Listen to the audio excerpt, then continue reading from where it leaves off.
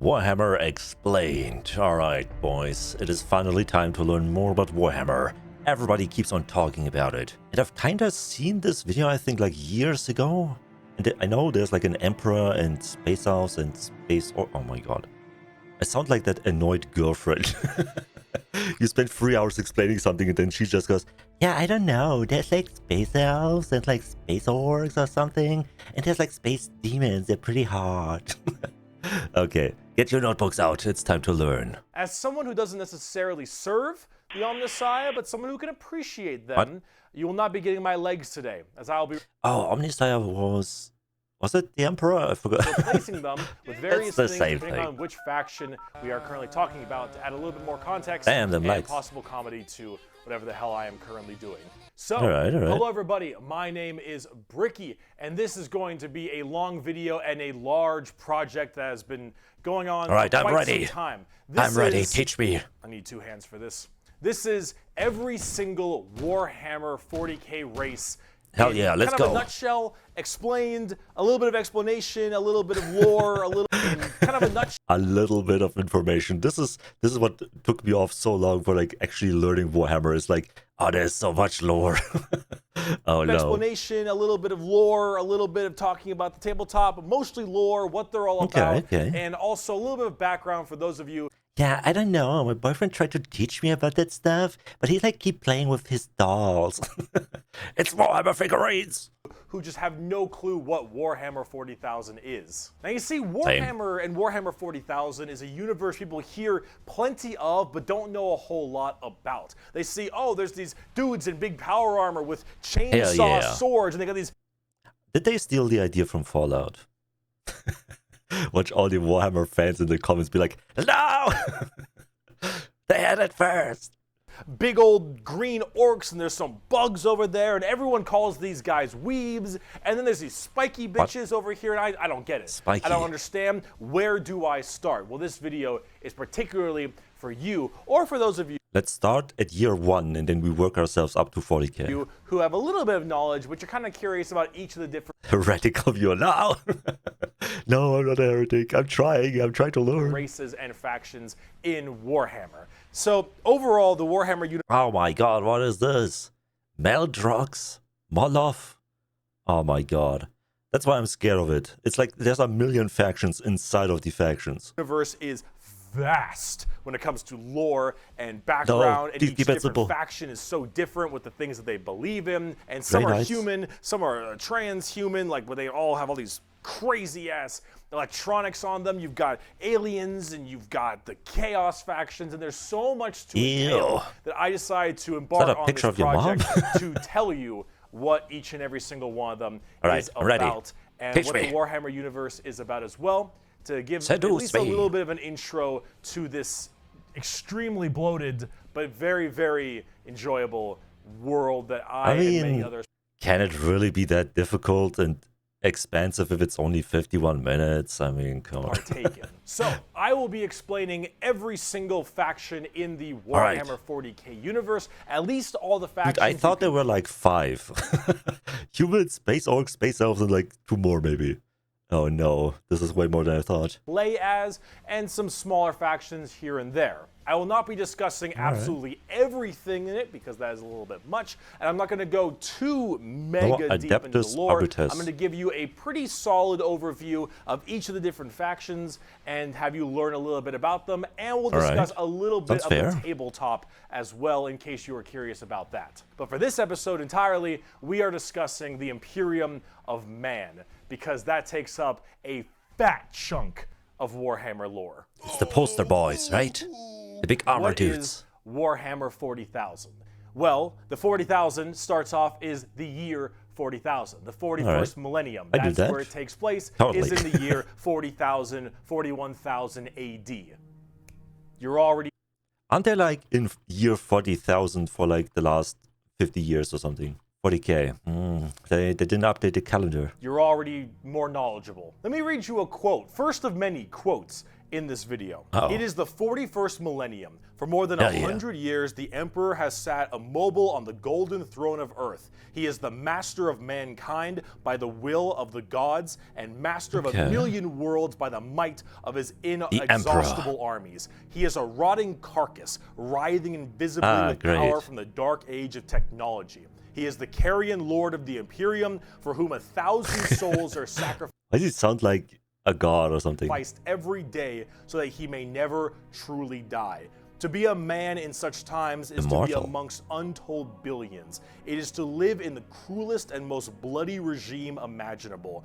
These are the tales of those times. Forget the power of technology and science, for so much has been forgotten. I love living in the cruelest, most bloody regime ever. Never to be relearned. Forget the promise of progress and understanding, for in the grim, dark future, there is only war. There is no peace amongst the stars, only an eternity of carnage and slaughter, and the laughter of thirsting gods. It sounds like a really dark universe. Everybody's miserable. Everything blows. Yeah. And it blows fucking hard. And nobody's blowing me, what? Warhammer is probably the most dark and depressing universes ever in fiction. Or at least like top 3. Everything is so absurdly horrible, destructive, or overpowered that it all kind of ends up canceling itself out. It's like Dota. War rages across the galaxy. Interstellar travel is only possible due to sacrificing 1,000 All right, this is getting really complicated real quick. To a rotting carcass of a man who you believe to be your... Why do they need to sacrifice so many people all the time? God. Demonic gods and just demons tear open the fabric of reality on a whim. Why does he have tentacles out of his crotch? Actually, I know why. They watch too much hentai. Other Xenos or even other humans end up killing each other in untold billions across. Guys, can't we just all get along? The galaxy. It is a time of unending war, slaughter, and a bloodbath amongst everybody. Planets are deemed unrecoverable and are completely destroyed on a whim. How's that? That's glassing? Oh wait, that's Halo. Everything sucks. But that's the charm of it. See, everything in Warhammer is evil, but being evil is kind of fun. Like, humanity, in its own right, is a xenophobic, prejudiced, and religious zealot group. Average humanity. That kill I feel like that would actually happen when, like, aliens arrive and they're just, like, slightly mean. Everybody's like, you know what? Fuck those guys. Each other just as much as they kill all of their enemies. And they're, like, mid to high tier evil on the evil scale of Warhammer. Nobody is good. No matter who you are, everyone is some flavor, some color of evil. Whoever you pick, you are going to be the bad guy. But that's the fun of it. Because being the bad guy is badass. Villains are cool. They look cool, they got cool outfits, they got cool weapons, they got cool armies. Villains are cool, man. And when everyone is a villain... Wait, are even the gods bad then? It sounds like really miserable, actually. Damn. Everyone is pretty cool. That's what makes this so charming, is that everyone can be the bad guy. Imagine, like, on a battlefield, they, like, fight each other, and then at some point they're like, damn, you used to be cool. And then the other faction's like, what? I am cool, though. We give up, sorry. So let's start off talking about the main bad guy, quote-unquote, the Imperium of Man. Wait, I thought these are the good guys. I guess not. The Imperium of Man is the main empire of the human race. All of humanity is under this one flag called the Imperium. And about 10,000 years ago, there was a man. He was the emperor of mankind, a 10-foot-tall psychic demigod who led humanity across the stars to colonize tons and tons. How's he like that old, though? Is he not human at all? Of worlds, create superhuman soldiers, and really bring humanity into a new age. This man, the Emperor of Mankind, was a psyker. And a psyker is like a magician of sorts. In the world of 40k, there is the war. They put magic in my sci-fi. The Immaterium, kind of like hell, but sort of like a purgatory dimension of hell. And a psyker is someone who can take that power and manifest it through their mind to use it to do stuff. All right. Witchcraft Like stuff, sorceress. magician stuff, spells, and lots of other things, but we don't want to get too into that.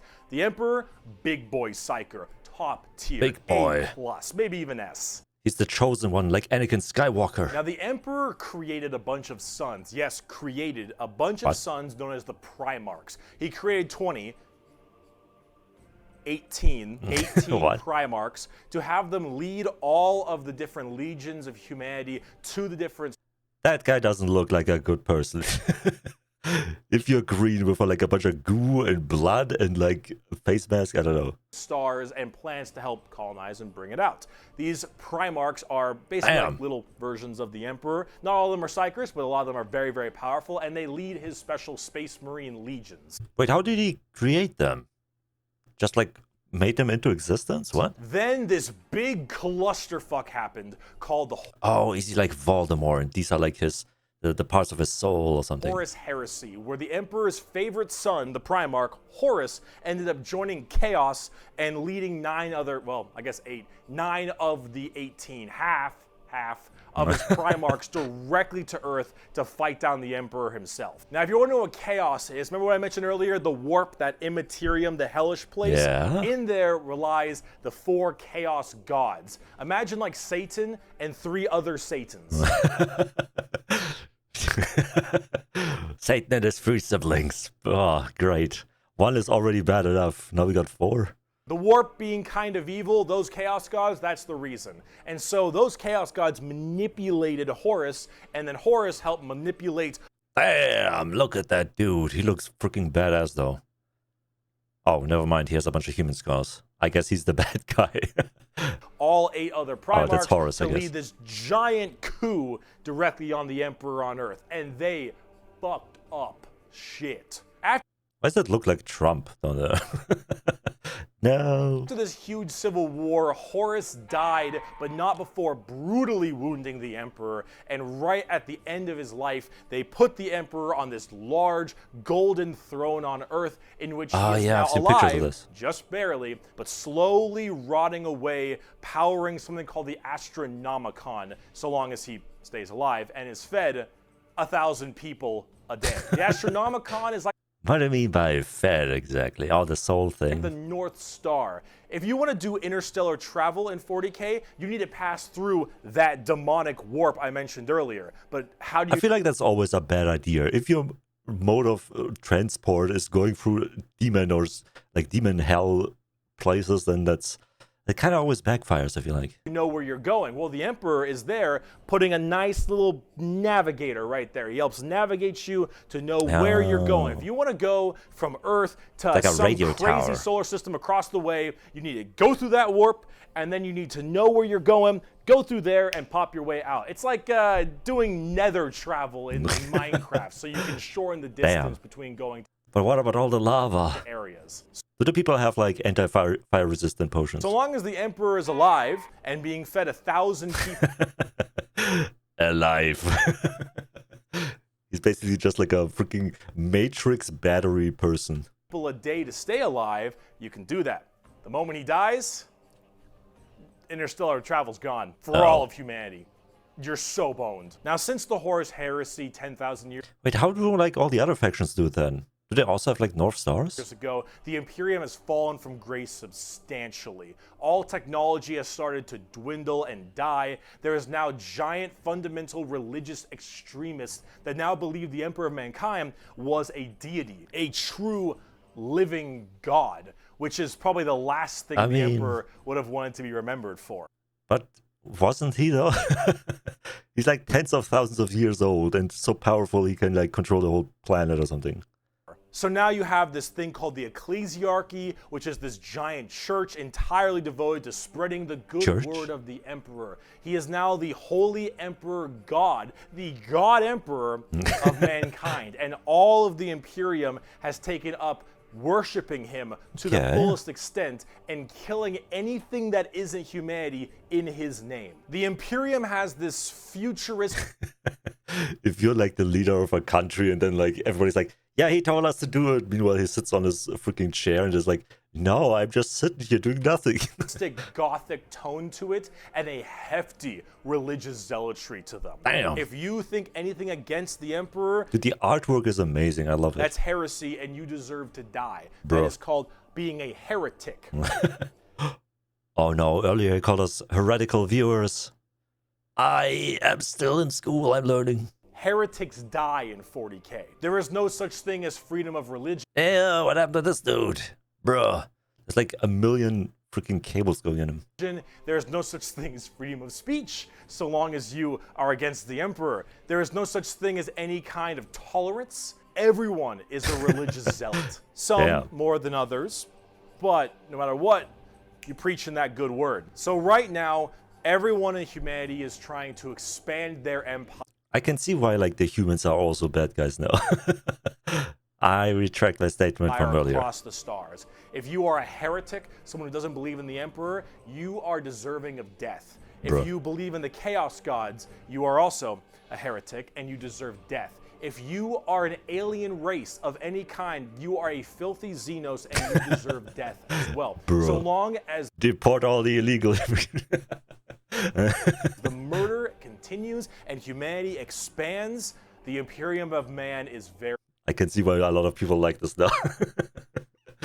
Get him out of here. Very, very happy. However, the largest fighting force of this Imperium is my personal favorite faction, and the first faction we will discuss, the Astra Militarum, or also known as the Imperial Guard. Pretty shit now, man. I think I've seen memes about this. They're like freaking the bottom of the pile. They're like stormtroopers dying en masse. You finished? That's it, man. Game over, man. The Imperial Guard is the main fighting force of the Imperium, and in a world of horrifying creatures, galactic monstrosities, the literal demons themselves breaking through the fabric of time to kill you, the Imperial Guard are untold billions of regular men and women Cannon wearing fodder. Modern day like flak armor with a laser rifle. This is the humble las gun, the main weapon of the Imperium. Oh, I think I've played, I used this in, there's like a game, what was it called, Dark Tide? I think I've used this a little bit, I didn't like it too much. Imperial Guard. It fires superheated plasma lasers at an extremely fast fire rate. It is reliable, never jams. It can blow off limbs, giant holes in concrete. It is overall an extremely devastating weapon. But they all die for some reason. I guess what they're fighting is even stronger. In modern day, it is one of the weakest in the 40k yeah, universe. There we go. Yeah, a laser it's rifle a that never flashlight. jams, it could blow off limbs. One of the weakest weapons. That's the world we're in right now. But who cares? Because the Imperial Guard has, in each battle, 500,000 of these men and women. That's a lot. 30,000 large armored tanks, 10,000 artillery batteries. The Imperial Guard wins through sheer numbers and firepower. Bro, they sound like the Zerg or something. Just overwhelmed them with numbers. They kind of have this World War I, World War II style aesthetic with legions of guardsmen as well as high company commanders. Who's that guy? Just a random priest in the middle and some guy with like cable dreadlocks. Nice. Generals on the field along with them, and multiple kinds of troops. A normal Imperial Guard battle starts off with artillery, long lines of artillery, cracking the crust of the planet underneath the enemy's feet. And as this barrage continues, hundreds of thousands of guardsmen, a sea of guardsmen surges forward, firing and charging at everything possible while the planet rumbles as tanks. I kind of want to see what like the aftermath of a fight would look like. Just like mountains of bodies, I guess. Roll up behind them. Gunships block out the sun and tanks block out the dirt with the steps and hoof prints of... Dude, it must feel so unsatisfying to play the freaking tabletop game. When you hear like, yeah, there's millions of them, and then you like put down like two figures. Those are your millions? Yeah. millions of guardsmen. It is through numbers and sheer sundering firepower. They are the first and last line of defense for the Imperium and make up a huge bulk of the battles. But they're the weakest, right? Good with the numbers, but not much else. The Imperial Guard is also made up of tons of different kinds of regiments. The Catachin jungle fighters Rambo. live in a death world that's more hospitable than almost any firefight they'll ever get into. So they just have this... A death world. Better than most fights. You might die every day, but it's still better than a war. Steroid-looking, giant knife, Rambo Predator-looking sons Dude, of this bitches. is just a scene. This is just a scene out of the first freaking Predator movie. Nothing is anywhere near as scary as a simple knight on their home planet. You have the Valhallan Winter Soldiers who haven't felt their toes in 300 years. The Mordian Iron Guard who are more interested in... I feel like this is just like a fantasy of every history nerd. Like, yeah, we get the freaking Vietnam guys, we get the freaking French Napoleon dudes.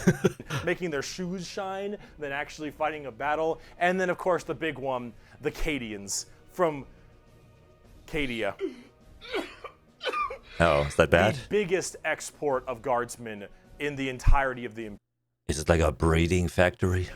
You will fire your first gun at 5. You will disassemble and reassemble it at 10. You will have pounding artillery drills day in and day out at 15. And you'll fight your first swarm lord at 16. Oh my god. And if you mention Cadia, you will burst into an unrelenting amount of tears and sadness like I do daily. To quote, I have at my command an entire battle group of the Imperial Guard. 50 regiments, including specialized drop troops, stealthers, and none of them survived Cadia. mechanized formations, armored companies, combat engineers, and mobile artillery. Over 500,000 fighting men and 30,000 tanks and artillery pieces are mine to command. Emperor, show mercy to the fool that stands against me, for I shall not. The Imperial Guard are my personal favorite faction in 40k. They're the army I collect the most, the ones I enjoy playing the most. They sound cool. They're like the basic army building faction then, I guess. Like big numbers, big overwhelming. Enjoy in the lore sense a lot. There's something about just a regular man with a laser rifle being told to charge the horrors of this universe and willingly doing so for his god emperor. It's like a bunch of butchers from The Boys fighting a bunch of Homelanders. Just poetic. They actually represent the main Imperial Guard tactics pretty well. Large amounts of artillery that doesn't require a line of sight, lots of tanks, tons of infantry, drop troops, and gunships. Overall, they're pretty similar to how they sound, though a little bit expensive to collect, unfortunately. And they don't hit a lot. They have a bit of a bad aim, but... Oh, so they are like stormtroopers. Got it, understood. You don't really care because you're just drowning them in shots. However, if you want more accurate fire and specialization, we can move on to talk about special units. Space Marines. Space Marines. I love Space Marines. The Angels of Death are up next. Space Marines are genetically engineered super soldiers and superhumans. They're given like the Spartans from Halo. Extra organs, their skin tissue is toughened, their bones are stronger, they're taller than the average person. They're pretty... Wait, did everybody just steal their ideas from Warhammer 40k, what?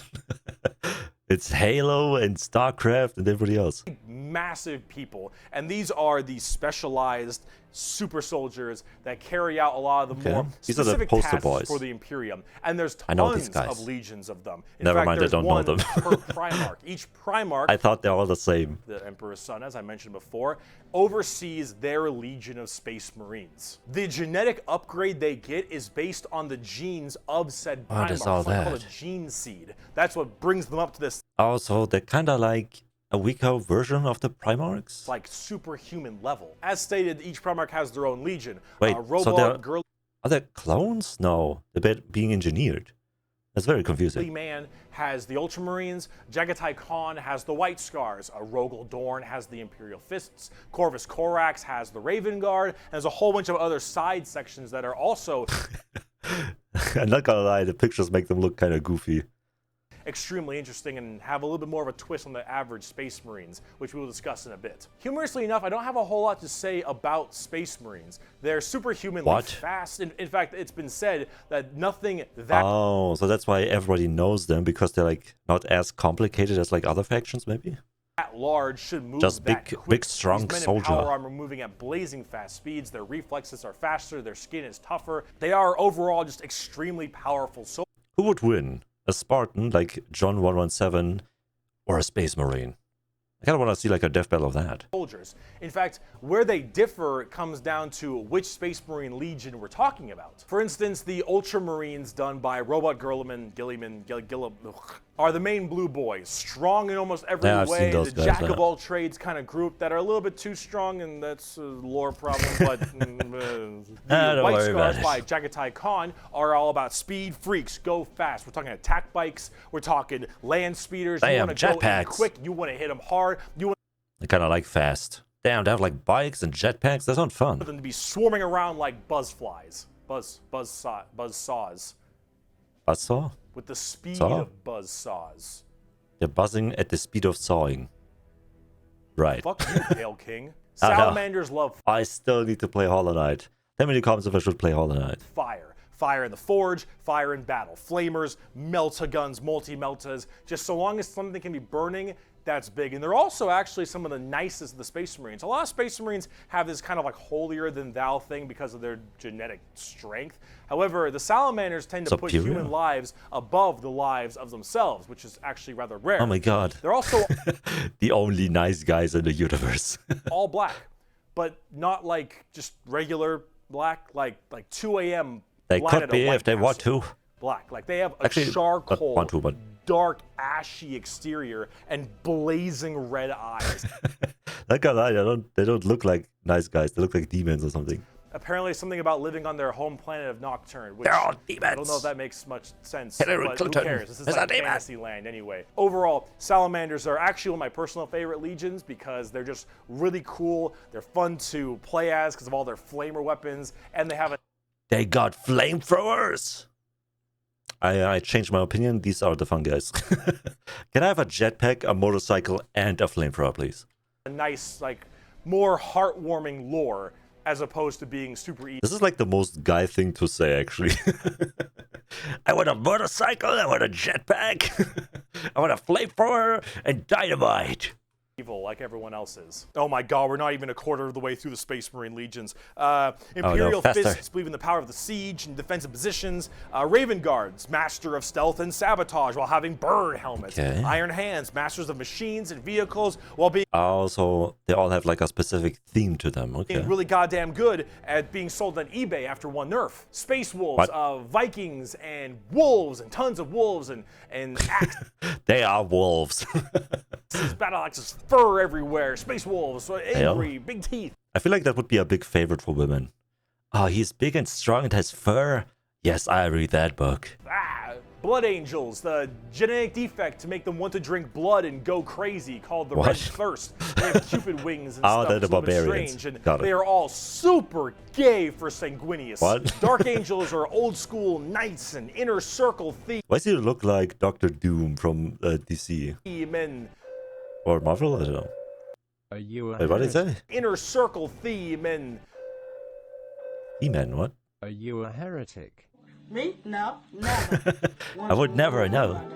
Death Watch, a fancy anti-Xenos group that nobody plays because Death Watch, and they look cool though, but no one plays them. I don't know about. Yeah, like what is their strength? They just hate them so much? Oh, they got anime strength. I get it now.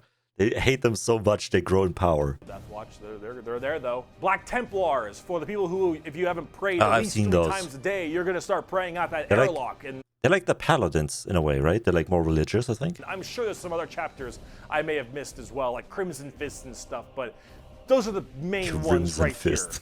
Here. all the freaking faction names sound like metal bands. Here, quote from the Emperor himself. They shall be my finest warriors, these men who give of themselves to me. Like clay I shall mold them, and in the furnace of war I shall forge them. They shall be of iron will and steely sinew. In great armor I shall clad them, and with the mightiest weapons shall they be armed. They will be untouched by plague or disease, no sickness shall blight them. They shall have such tactics, strategies, and machines that no foe will best them in battle. They are my bulwark against the terror. They are my defenders of humanity. They are my space marines, and they shall know no fear. And on the tabletop, they fuck. Oh, they fuck hard. As of making this video, Space Marines they destroy your anus. Are laughably strong. That might change at some point, but overall, Space Marines just have it's like a Swiss Army knife, a tool for anything you need, except it's like a gold-plated Swiss Army knife. It is extremely strong. If you are actually... It's like when you get 1,000 kills in Call of Duty, then you get the golden Swiss Army knife. Getting into the tabletop of Warhammer, Space Marines are a great... Damn, what are these guys? They're like robots, robot people. Start. Also, whatever gameplay style you have, whether you want to be sit back with long range and heavy weaponry, go fast and run in, or even just full melee, all of these options are totally there for you. Space Marines... Wait, so does that mean not every faction has like the same capabilities in a way? And do you have to choose like one faction? I guess if they're like all fighting each other, then you should have like at least the same species, right? Are super badass, but unfortunately, it's time we start praying to our new god, the 2011 Honda Civic. So What? is it any wonder people are The afraid of Adeptus technology? Mechanicus. Technology. The Adeptus Mechanicus. Oh, these are the robot The people? Adeptus Mechanicus are a technophile cult on Mars. Now, these people are... Wait a minute. Elon Musk likes technology, and he wants to go to Mars. Connections? I don't know. Coincidence? Maybe. A little bit weird because they don't actually really believe in the Emperor of Mankind. And Heretic, what? Whoa, whoa, whoa. Whoa, Bricky, yeah, whoa, heretic, what? Like some heresy. Yeah. A little bit. They believe in the Emperor. They believe in his power, but they don't pray to him. They pray to something called the Omnissiah. And the Omnissiah is this kind of machine god that they believe permeates in all machines. And if you... Oh, yeah, that's why like they do the incense thing before any fight or something, right? think, well, wait a minute. They believe in a different god as well? That sounds like super heresy. Well, yes-ish, but maybe they also make all your guns. Oh, and they make all your tanks. Right. They got the bigger lever, I see. You can execute us or have no weapons. And they make everything that you have.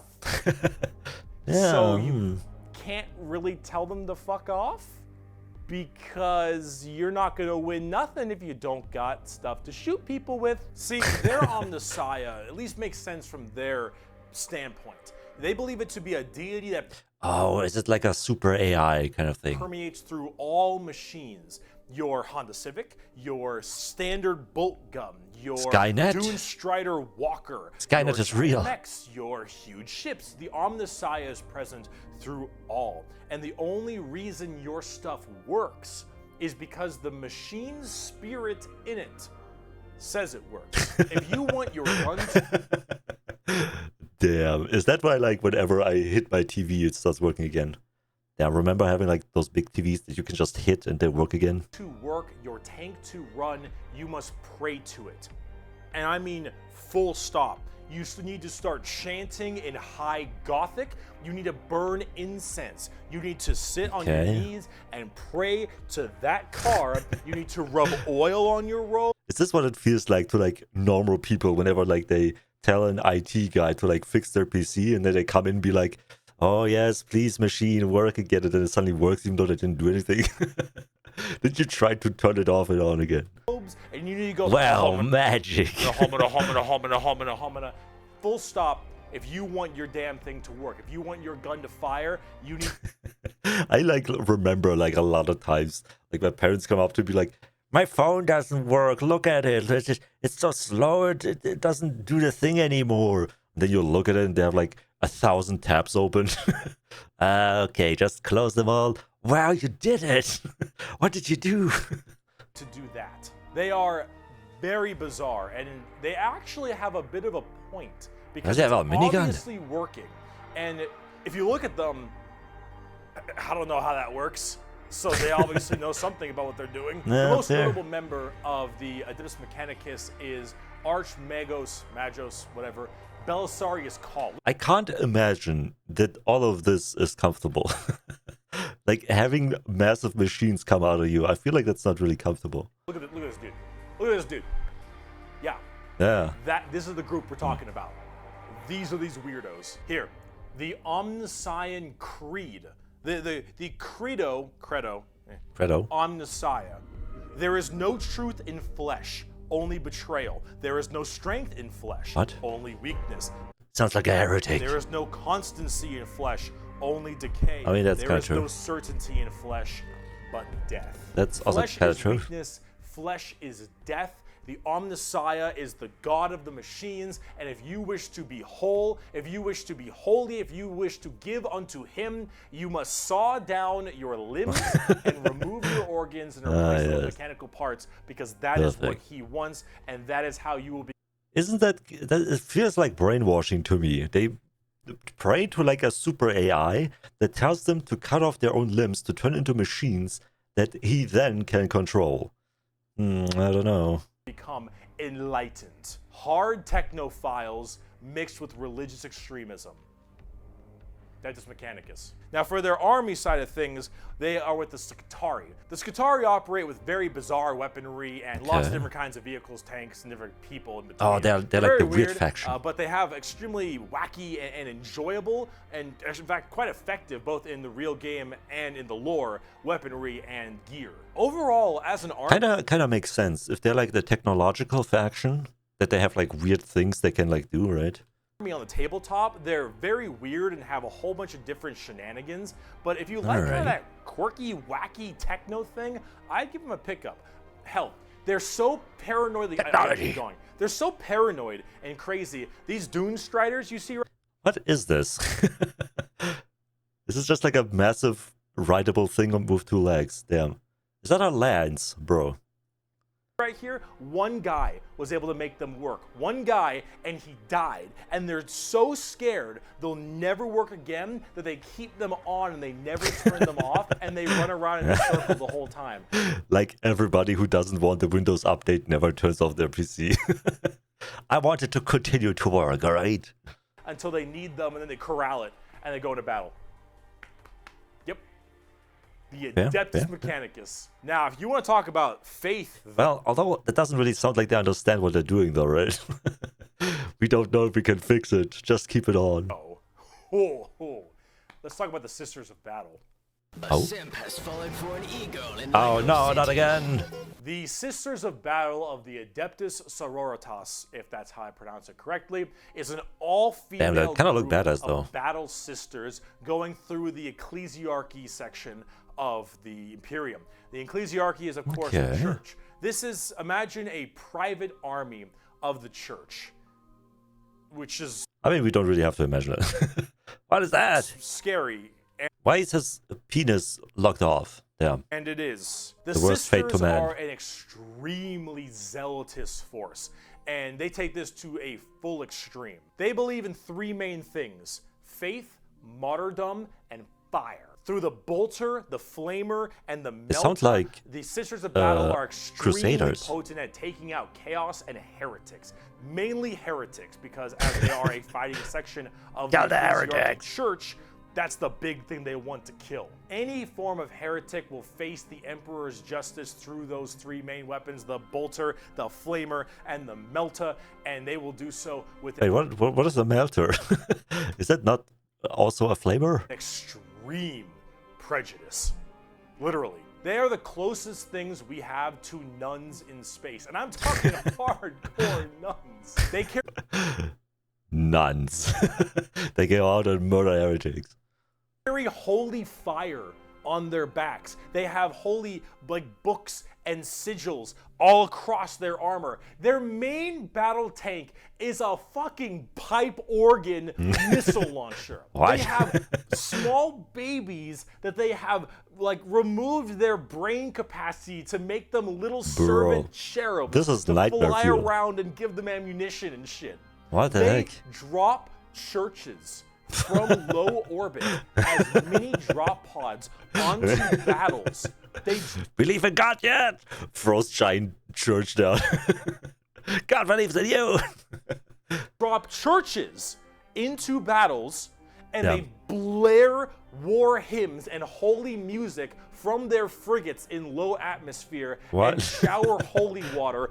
Does that actually have an effect? Are there like paladins where there's like, you know, they get like an holy aura with like their magic books and like the organs?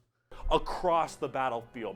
These are the people you are dealing with, and they're fucking awesome. They sound can awesome. Literally stave off demons on the tabletop because their faith is that strong. Remember the warp demons from Demons are not real because God is with me. the warp? Well, the warp And then fucking demons disintegrate. Nah!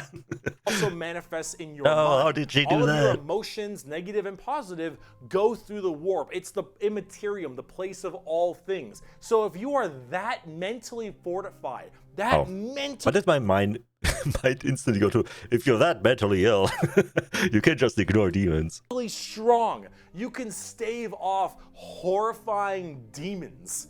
And all these girls, not a crack. Damn. Not a crack in that Devotion, mental armor. commitment, Now, as much as I'm determination. mean as they are, and as much as their models look a lot like Ongo Gabloglian, yeah, which I can't unsee can't see it. anymore. There you I go. gotta say, I love their design. I think they're They look cool, extremely yeah. cool. They're another army that I'm currently collecting. Oh my god, look at that freaking organ cannon. Bruh. You know you're losing when your enemy is playing music while defeating you. They just released a whole new line of figures very recently, and they look wonderful. Everything Badass. from Celestine.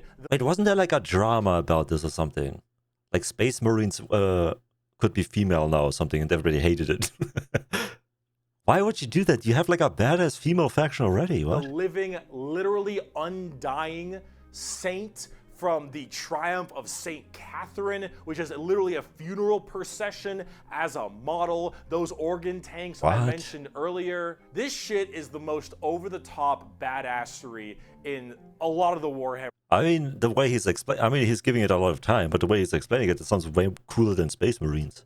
universe, and goddamn it, is it over the top. But Sisters of Battle are so cool. While I'm a guardsman at heart, this is such a cool faction. By Bolter Shell, Flamer Burst, and Melta Blast, the mutant, the heretic, and the traitor alike are cleansed of their sin of existence. So it has been for Your existence is a sin. Time to get eradicated. 5 millennia, so shall it be until the end of time.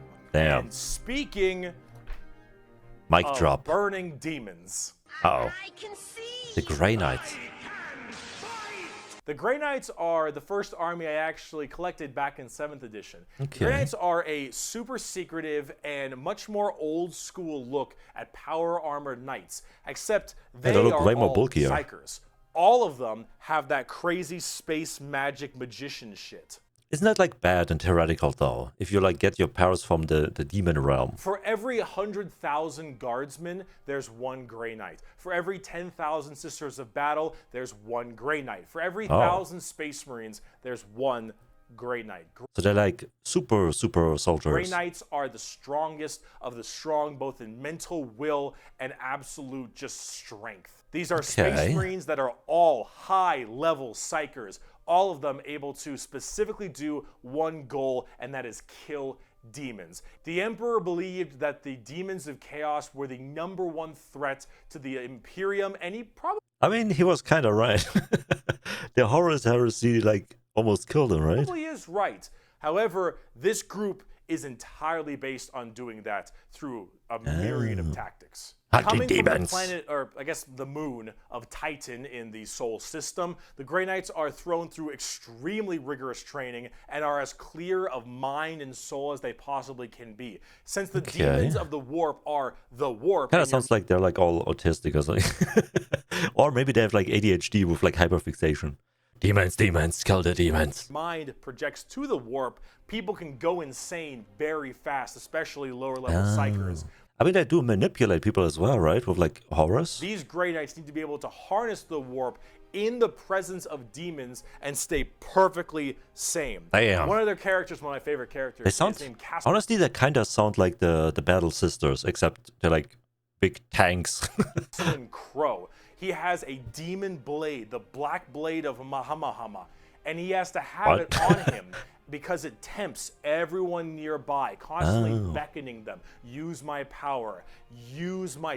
Why is he not destroying it? Strength, suck my penis, whatever the possibility. And so he has to keep it on him all the time. But doesn't that just turn everybody around him into like heretics? Oh, if you can't get to the mountain, bring the mountain to you. As this thing whispers to him consistently, and he has to stave it off forever, being alone in his chambers or on the battlefield, because anyone who gets too close to it might be tempted a little too hard. He is that pure of heart and mind, and all the characters in the Grey Knights are a mind like of that. singular the focus. The only issue is that Grey Knights have a scorched earth policy, more ways than one. If they're fighting demons, demons corrupt and make people crazy. Yeah. So if I'm a guardsman and I'm fighting demons, and the Grey yeah, what are these demons? Yeah, I need to watch this. Knights arrive and they kill all the demons, I'm a risk. Oh, because he could be manipulated, yeah. I guess, yeah, what do you do? I guess they're not... There's no quarantine mechanic in freaking Warhammer 40k Mankind. Guess who's not making it out of there? I mean, yeah, there's like millions and billions of more guardsmen. I guess one more or less doesn't hurt. Tabletop, they're very strike fast, strike hard kind of people. They teleport all around the place. Teleport. Fast strike groups, small amounts of models because they're so dang strong. You only have so many characters, but with it, you get in there, you're very tough, very tanky, you hit really hard, and you try to bounce around the battlefield quickly, but you don't have numbers, and so every dead Grey Knight hits really damn hard. They're fun, though, if you like that kind of fast-striking kind of army. Like sabotage people. Caldor Drago is a thing. We're not even going to get into Caldor Drago. What? All right, that is, oh my goodness. Caldor Drago. I am the hammer. I am the mail about his fist. I am the spear in his hand. Though we are lost, I am the shield on his arm. I am the flight of his arrows. I am the hammer. I am the sword. I am the shield. I am a soldier at the battle at the end of time. I mean, he kind of embodies what the Emperor said about his Space Marines, right? They are my battle people. Grey Knights are pretty hardcore. They are as holy as you can get for a Space Marine. If you like Space Marines and you want to... Wait, even more than the Black Templars. You don't think they're holy enough? You want to be holier? I guess so, yeah. Grey Knights. Now, if you want to be holier and big, let's talk Imperial Knights. Oh, Lord, he coming! What is that thing? Gigantic walkers the size? Oh, these are like the what are they called? Coffins? Or was it like a different universe? Size of homes? Like people inside and then they're like basically entombed inside of it or something? Or medium-sized buildings? Do you want to kill heretics? Never mind. Or do you want to kill like 40 of them per turn? Do you want a gigantic, old-school knight noble house style of walkers with giant chainsaw arms? Then you got Imperial Knights. Imperial Knights, it's not a whole lot to talk about them because they're just gigantic walkers, but they have this old-school, like, house feel to them. Like, literally, like they're houses. Okay. Each Imperial Knight comes from a house, and each of them act in their own special way. These behemoth of walkers. Damn, they have kaiju battles. So destroy almost every. What is the scene from? I want to see where this is from. Everything in their path, killing full swaths of squads in a couple shots, stepping on legions of troops. Like, these things do not mess around. And they look so cool. Imperial Knights and... Why is this reminding me of that freaking... And they look so... Of that William Dafoe kind of like stare into the sky like... Bruh.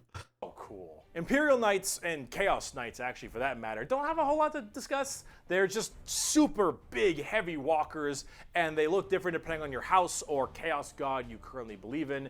And overall, these things are just really like cool big boys. if you want to murder everything in your path. They're the big, scary, big unit of Warhammer, and if you want to collect them, go to town. They make for a great painting project, too. Getting more back down to earth. True. Let's talk something about a little bit different, a little more gold. Adeptus Custodes. Are regular. Oh yeah, these are the guys that like are women now or something, right? I don't know. I'm like not in the fandom, so I guess I don't really get why it's such a big deal. But if they're like canonically men, then it is kind of weird to like change it to female suddenly. That's like retroactively changing the lore, I guess. Soldiers, space. It's like, I guess the comparison would be like if suddenly years later a freaking Disney comes out and is like, you know, actually Darth Vader was a woman. Like, what? No, he wasn't. Marines are super soldiers. Grey Knights are super soldiers. The Adeptus Custodes are super soldiers cubed. The Adeptus Custodes are the third. We're running out of super soldiers. There's super soldiers, there's super soldiers, there's mega super soldiers. Oh my god. It's there's Super Saiyan level 3. Major army I own. I know 3 armies. I know. I got carried away, okay, but that's all. I only have 3. Okay? Isn't it like super expensive too? Making an army?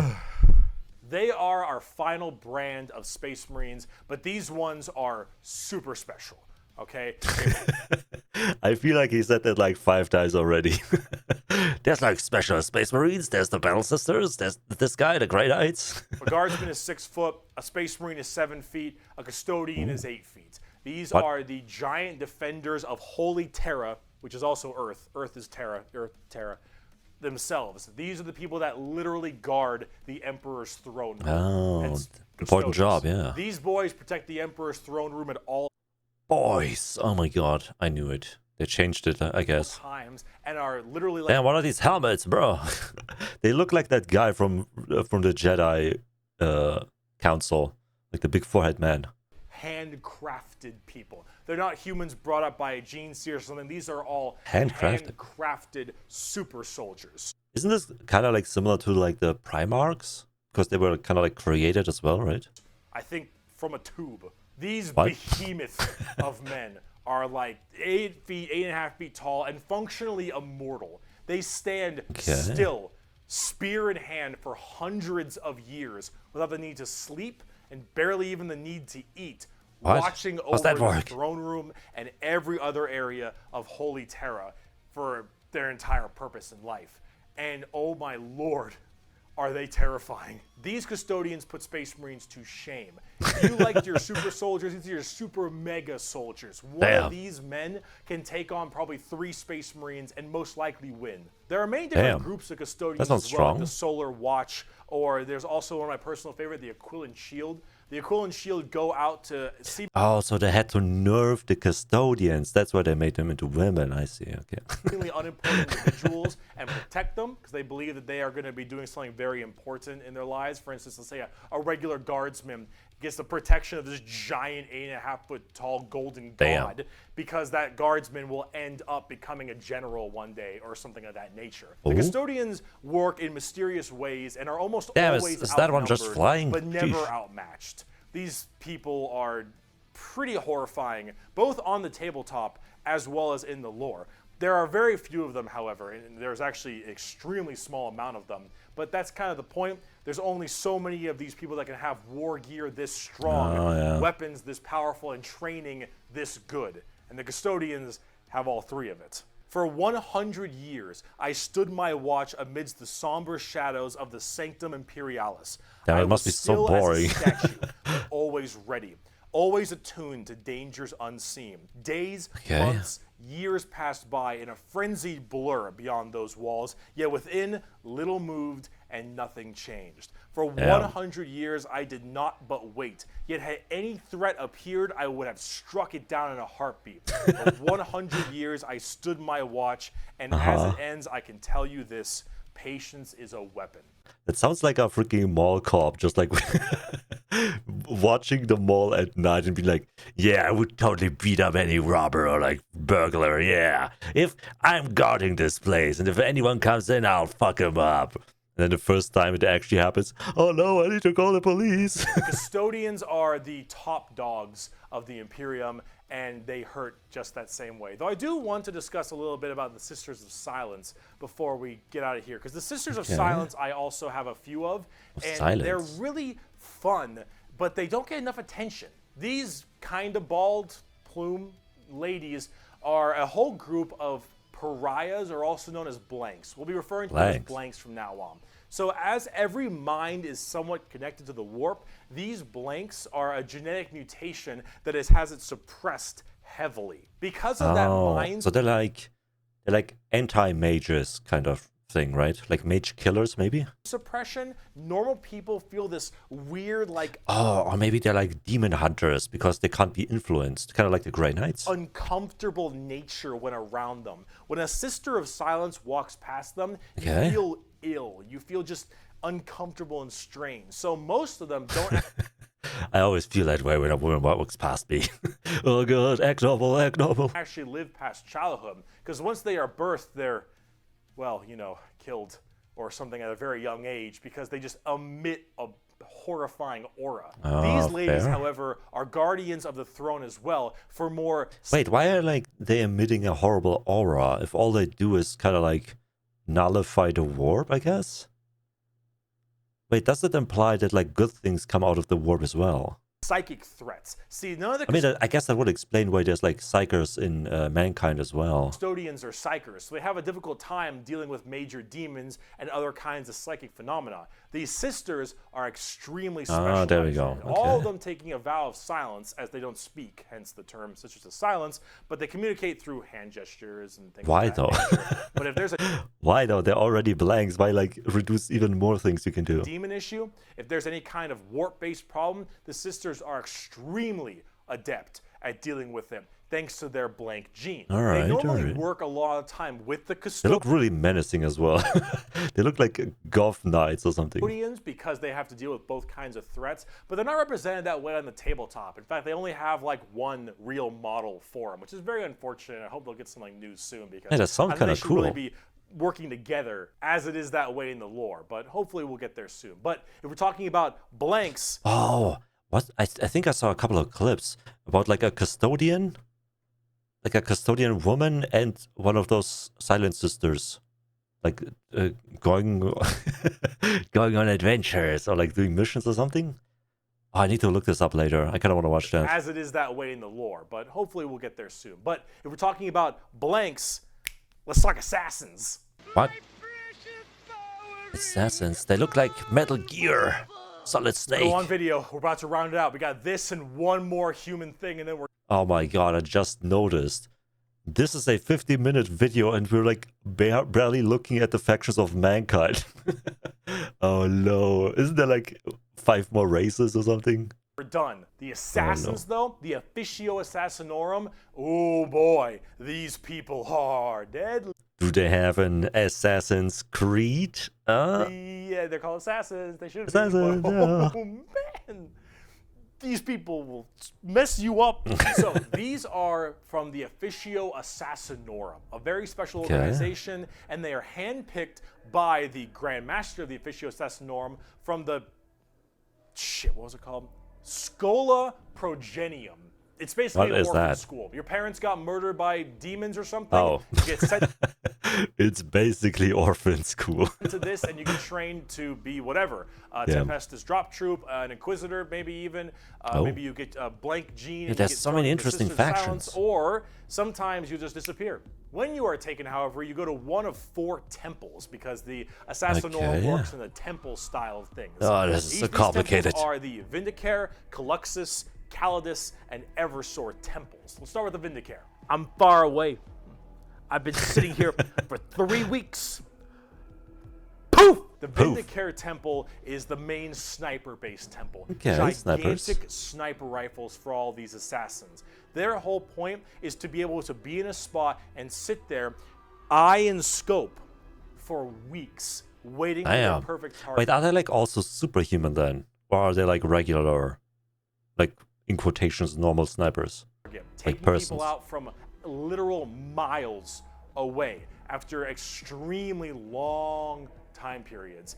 The Vindicare Temple is about precise, perfect aim. There have been reports of Vindicares being able to single out particular body parts from over 2-3 miles away. Temples that's in pretty the head, good. the jugular, for instance, and been sitting there after weeks. And when they're ready, take that shot. Boom. Time is done. Packs them up. The Calidus Temple, however, is a Oh. lot more about shape-shifting and deviant art. It's mostly a female-based one, or at least it She seduces everybody. seems to be, and this allows a lot of body augmentation for certain individuals to be able to kind of transmorph themselves and infiltrate areas that are problems. These assassins will end up taking missions that take them years, 2-3 years, to infiltrate a heretical group and slowly work their way up, just to get enough time to put a bullet into the main target. I was like wondering how they fight aliens and stuff if they're like, you know, on the battlefield.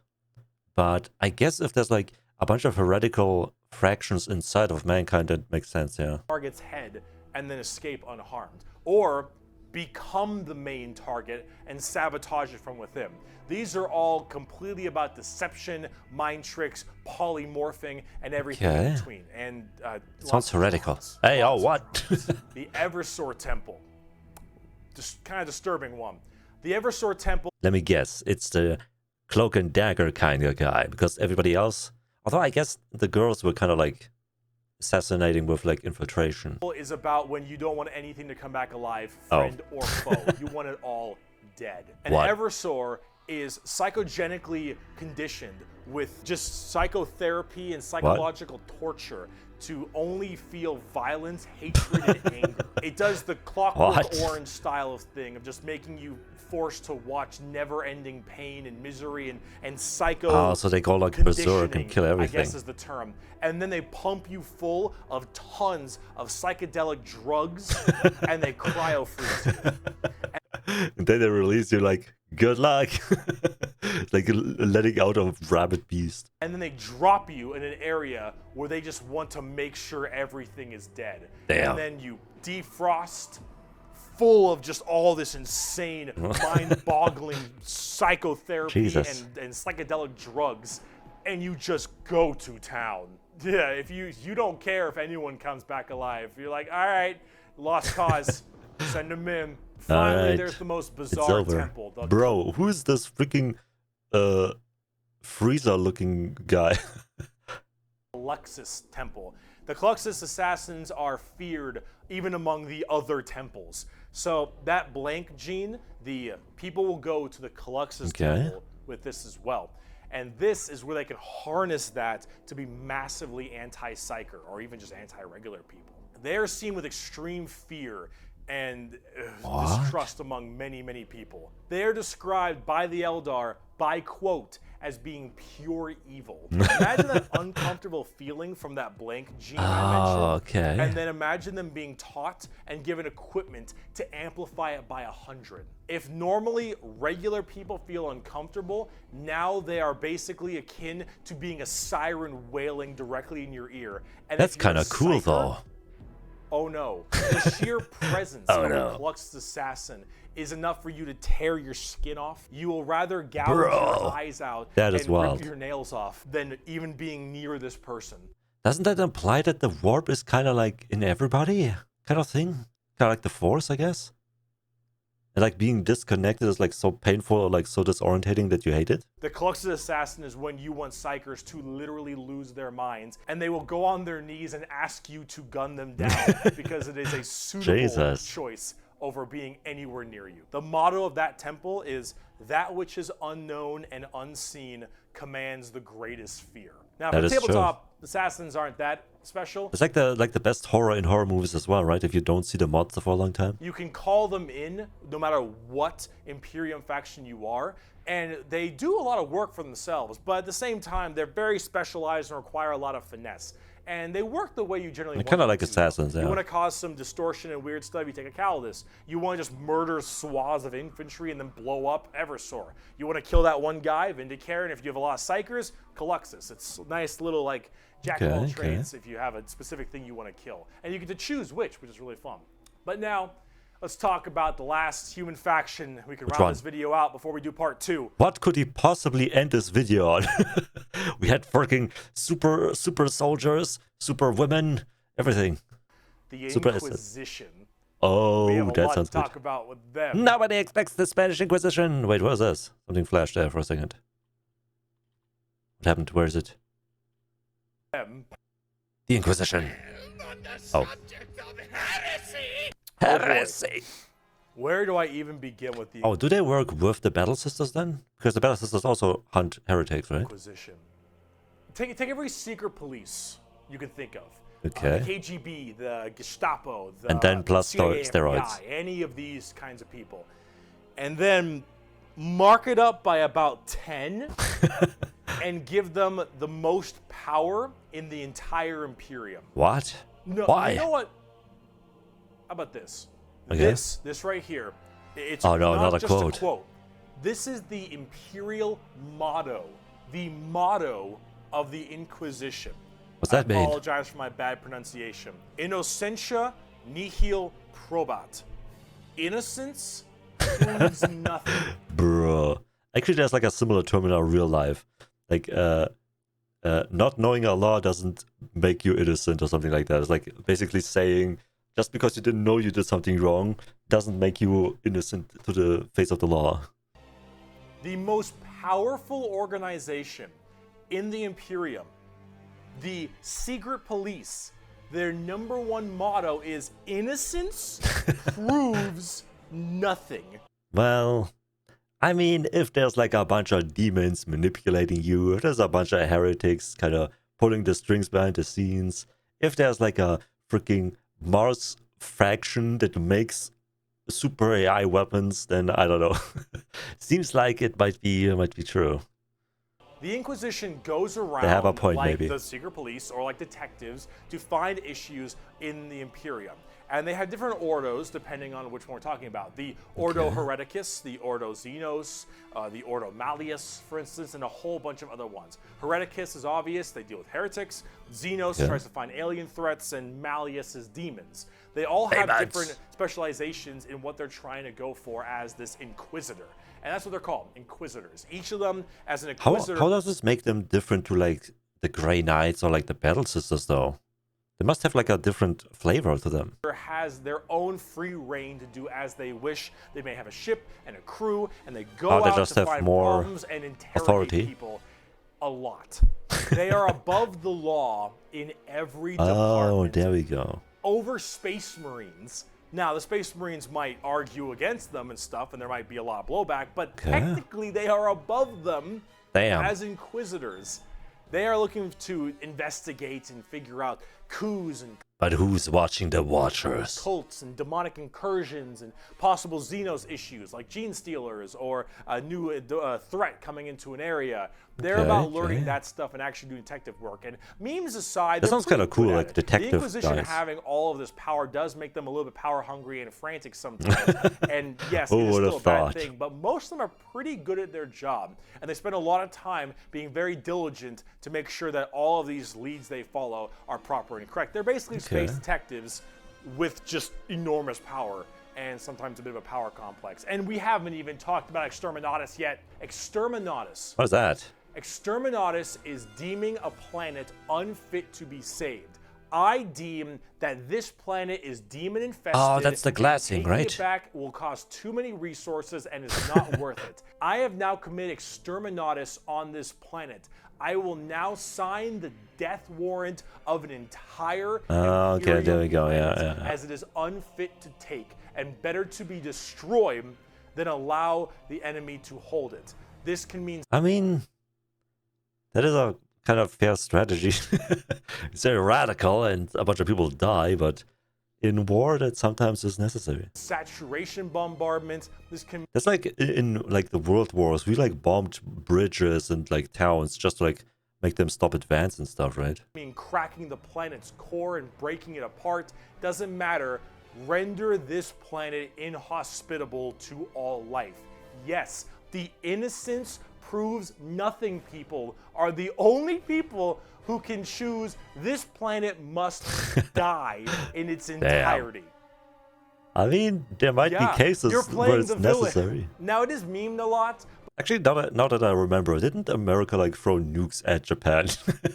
Isn't that basically the same thing? Like, all right, just to end the war, there you go, big explosion. But most Inquisitors are very rare to do Exterminatus. Exterminatus is a very crazy thing. There's only so many worlds that you don't want to destroy all of them. Now, naturally, with the memes aside, there are some people who are a little bit rough on this one.